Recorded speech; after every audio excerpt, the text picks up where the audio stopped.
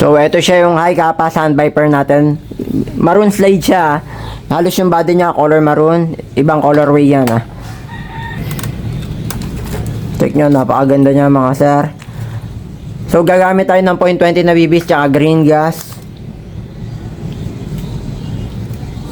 So, eto lang. Ganun lang kadali, mga sir. Bubuksan nyo lang yung green gas natin, mga sir. Nakasealed yan pag umorder kayo.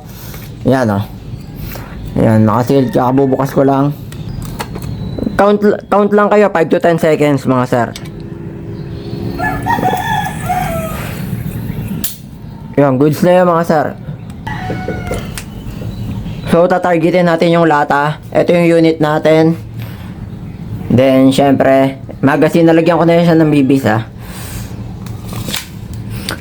So, puputok na ba siya? Ay, hindi pa. Nakalak. Ayun, may bal.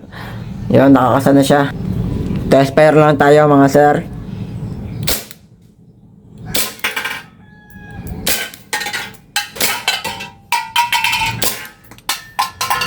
Swabing swabe, mga boss.